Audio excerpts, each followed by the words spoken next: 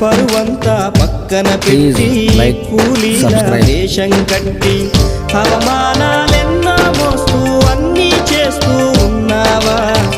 జీవితమే జీతంతోటి తూకం వేస్తూ ఉన్నావా? ఎండమావి నీళ్ళ కోసం ఎడారిలోన వెదికావా? ముళ్ళదారిలోన నువ్వు గాయమయ్యి నిలిచావా?